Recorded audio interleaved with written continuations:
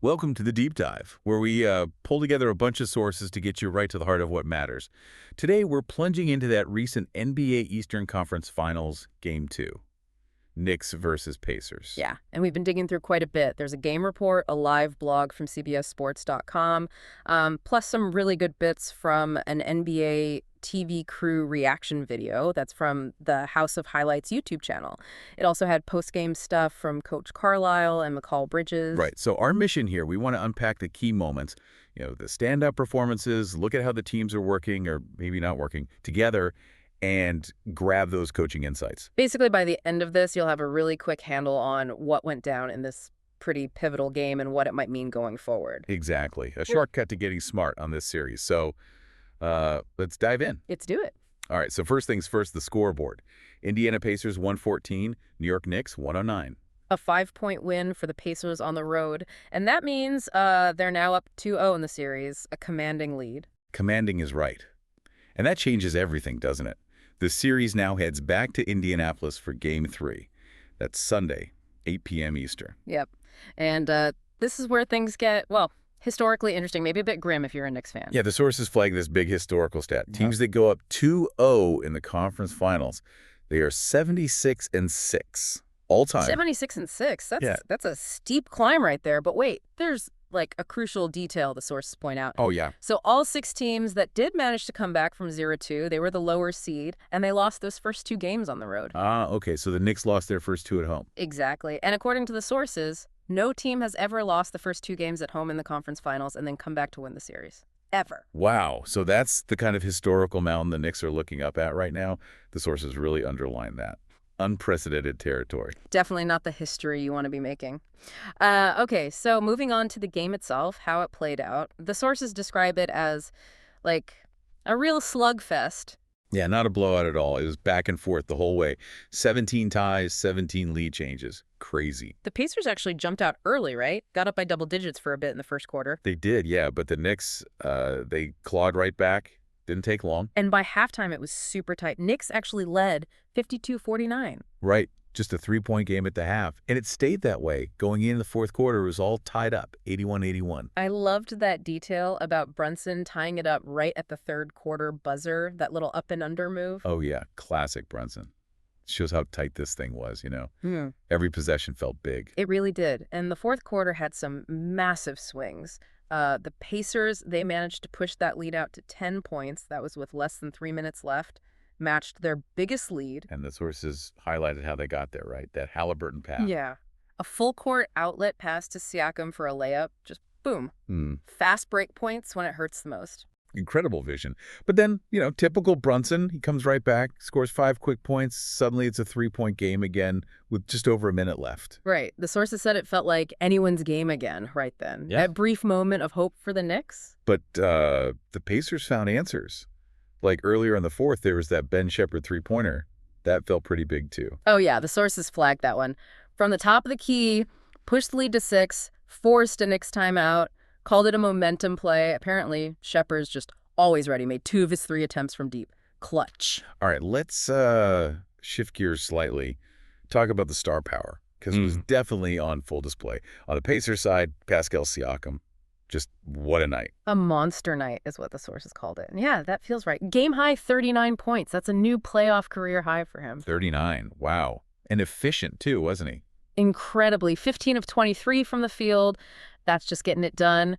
Plus 5 rebounds, 3 assists. He wasn't just scoring. And he started hot. Right. Didn't he score their first chunk of points? Yep. Their first 11 points of the game were all Siakam. He just came out absolutely aggressive, setting the tone from the jump. And there's that quote from him afterwards, wasn't there? About the team focus. Yeah. Really good quote. Captures their vibe. He said something like, at the end of the day, like, we're a team. It doesn't matter who scores. We don't care about who scores. We just want to win the game. And again, another night, it's going to be somebody else, And that's what makes us special. I love that. And he connects, like you said, to the bigger picture, the sources paint. They talk about the trade, right? How Indiana gave up a lot to get him. They did. Bruce Brown, Kira Lewis Jr., Jordan Nwora, 3 first-round picks. A significant haul. But look at it now. back-to-back conference finals appearances, and Siakam's performance in Game 2 puts him just 2 wins away from the finals for the first time since, what, 2000? Seems like that trade is paying off big time. Absolutely. Okay, so flipping over to the Knicks side, Jalen Brunson, I mean, what more can you say? He did everything he possibly could. Another huge game. 36 points, 11 assists, just carrying them. He really was. You know, Karl Anthony Towns and McCall Bridges, they both chipped in 20 points, which isn't bad. But the sources basically said it just wasn't enough, right? Not enough to keep pace with that Pacers offense overall. Exactly. Brunson's impact was just everywhere, though. That move at the end of the third we mentioned, the late push to cut the lead. Yeah, the sources tracked his scoring 17 at the half, then 26 points and 9 assists by the end of the third quarter.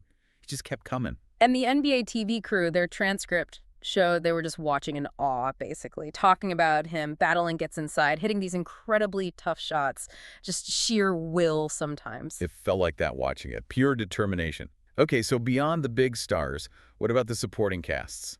Well, this seems like a key area, especially looking at the Pacers' depth. They had 6 different players score in double figures. 6? That's huge. That balance is tough to defend. Even Tyrese Halliburton, you mentioned he didn't shoot great, only 14 points. Right, not his best scoring night, but he still had a massive impact. 8 rebounds, 11 assists, and that crucial full-court pass late in the game, that's his value right there, even when the shot isn't falling. Makes sense. And Coach Carlisle apparently highlighted some other guys, too.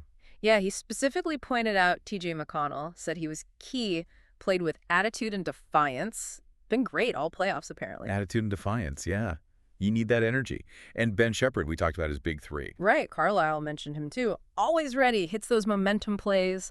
Miles Turner also chipped in 16 points, hit a corner 3 according to the crew. And Obi Toppin had an underrated night, did a good job, just contributions up and down the roster. Okay, and for the Knicks supporting players, Towns and Bridges with 20 each, we said that. Bridges played a ton of minutes, right? Yeah, one source said a game-high 45 minutes for Bridges, plus 7 rebounds. He's logging heavy minutes. And OG Anunoby battling through injury. Still managed 16 points, 5 rebounds. The crew noted he has great hands. Mitchell Robinson apparently brought some good energy in the first half as well. And Josh Hart had that late layup off a Brunson assist. Yeah. But I saw the crew kind of question that play afterwards. Yeah, there was some discussion about game management there. Like, why not call a timeout, advance the ball, instead of letting Brunson bring it up and risk a turnover or just lose time? Small things, but they add up in close games. Definitely. Okay, so that kind of leads us into team dynamics then. The sources spend a lot of time talking about that Pacers offense. Oh, yeah. Electric, incredibly efficient. They shot almost 52% from the field, assisted on 26 of their 43 makes, just sharing the ball, making shots. And the deeper stats are wild. Their offensive rating in the playoffs, 118.9. Best among the remaining teams, and not by a little bit. Plus, they lead in assist percentage, second lowest turnover percentage, second fastest pace. It's that combination, playing fast but smart and efficient. It's deadly. There was that crazy streak mentioned too, wasn't there? About points and assists. Yeah, this was their 7th straight playoff game with at least 100 points and at least 25 assists. Only 2 other teams since like 1987 have done that in the playoffs. It's sustained excellence. So how are they doing it? The sources mentioned the system. Right, they run that 5-out style. Everyone can shoot, handle, pass. They play fast, but Carlisle keeps them, under control. And they use their depth. They can sustain that pace. The sources basically say the Knicks are just the latest team finding it, quote, nearly impossible to slow the Pacers down. Which naturally brings us to the Knicks side of that coin, the challenge of actually trying to slow them down. And it's clearly a massive problem. McCall Bridges was pretty open about it after the game. What do you say? Well, he admitted he personally messed up a defensive coverage once in the 4th. But more broadly, he talked about needing more help defense, especially against the Pacers' actions like high pick and rolls or when Turner slips to the basket. Sounds like the Pacers are really picking at specific weaknesses. Yeah, finding the seams. And there was also talk about the Knicks starting lineup, right? Some concerning numbers there. Yeah, really fascinating. Bridges pointed out their starting group has a postseason plus-minus of -81. -81. Oof, that's not good. Did he have any ideas why? He wasn't totally sure. It seemed like he was still processing it. He suggested maybe it's defensive, needing more communication, more physicality right from the tip-off. He even used the phrase maybe playing a little too soft in the beginning. Wow, a little too soft. Mm-hmm. That's pretty candid. Did he talk about finishing games too? because they were right there. He did. Basically said, just got to finish games off, acknowledge that the Pacers are well coached, they execute down the stretch, and he connected the offense and defense, too. Said if the Knicks don't make the right plays offensively, it fuels those Pacers transition chances. Yeah. It's all connected. Makes sense. Mistakes on one end lead to easy buckets on the other, especially against a team that runs like Indiana. Okay, let's pivot to the coach's corner, Rick Carlisle's perspective. Yeah, his post-game comments were pretty interesting. He called the game difficult, physical, but he felt his team held their composure very well, kept their poise. He seems very process-oriented. Didn't he say something about day 3 of 13 days? Exactly. Day 3 of 13 days. Said there's a lot of work still to do, not getting ahead of themselves at all. Very focused. And what about going home now with a 2-0 lead? Did he sound confident? Cautious, actually. He specifically said you can't assume going home makes it easier. Quote, it never is. He thinks every playoff game just gets harder as you go along. Interesting. So strategically, what did he emphasize needing to do going forward? Keep concentrating on their process, making things hard on the Knicks defensively, keeping up that tempo, and rebounding. He noted rebounding was better in Game 2 than Game 1, but they still lost the overall rebounding battle, so it's still a focus area. Okay. And he praised the bench too, right? We mentioned those guys earlier. Yeah, said they did a really good job, specifically gave shout-outs to McConnell, Toppin, and Shepard for their contributions, spreading the credit around. So what did the expert crew, the NBA TV guys, say about Carlisle's coaching overall? They were really high on him. Described him as an excellent coach, always prepared, and that phrase came up, never too high, never too low, just super steady. Yeah, that seems to fit his public persona.